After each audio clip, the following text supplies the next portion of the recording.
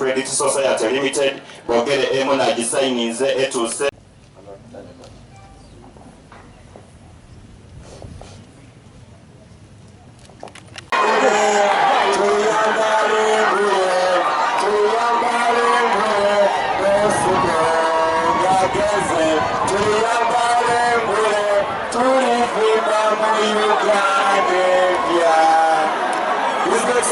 President Robert Chagulanyi Ssentamu alikula musango abakungu mu kanisa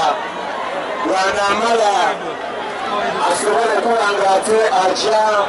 Credit Society Limited bogere nagisayininze etuuse Yesu kumerera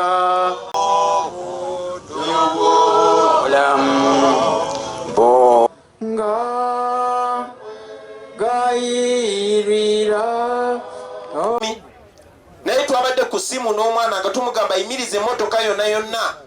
ebadduse mu ddwaliro naye nga atugamba nti buli mmotoka gye tuyimiriza neeraba abantu abagudde kukuba abafunye accident ayongeramu bongeze speed batyo okuyimirira ne tuyomba lwaki abantu tebayimirira kuyamba muntu naye ate bwe twabadde tuva omoro munange siba NRM kubanga twabadde tuva omoro ekiro naffe kenyini ne tusanga omusajja nga yebase mu kkubo bodaboda yegudde wali nga clear afudde ne ngamba omulenzi yabadde anvuga mak ne mugamba yimirira eri muto n'agamba nedda sebo toyimirira nimakavuga emmotoka tugende ne mugamba edi lwaki tuyimiridde n'agamba wano n'oyimirira yegwobeera omusse era bijagenda maaso nga webiri paka we tunatuuka mu Uganda gye twagala okutuukamu muganda wange Nubian yakyogeddeko toba oliawo tetwandibadde wano nga tuziika munnaffe oba oliawo twandibadde mu ddwaliro singa amalwaliro gaffe si gakufiiramu nga gakuwoneramu. Yes, tetujja gamba nti Museveni yakoze accident. No, tetujja kwogera bwe tutyo kubanga accident zibeerawo. Nubian twabadde tuziika muganda waffe Yakubu yafiiridde mu accident wamu ne Waiswa twamuzise gulu kubanga mulize abasoga mwalonda NUP efukega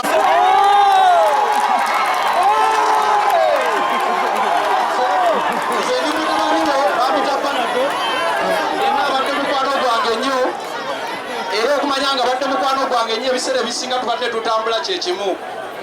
erinze nagenda yokketta naye nkomawo eka abajulizi ba Uganda tulina abajulizi ba Uganda basatu eryogo bayitabuuza abali awo bazoketta n'emmundu zonna nze bazoketta essaawa yonna ntandikidde kungofire essaawa yonna nyambaleta kitalo nnyo ekya Dennis sayi Mukama Katonda amulamuze kisa naye buli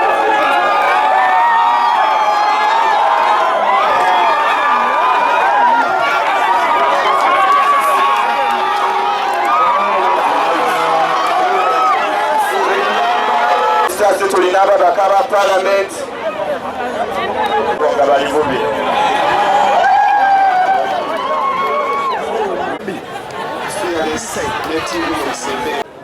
mategono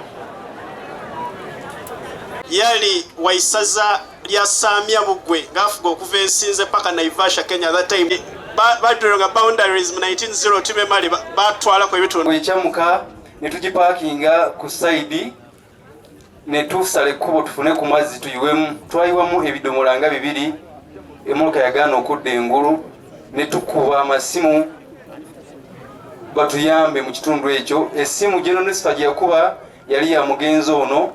n'amugamba Waiswa tusiranye motoka yange efudde naye tusaba tuwe ku motoka tubadde mu konvoyi ya president tugenda mu kaluluko nti buli muntu abayire ambulamu ebibala bingi ino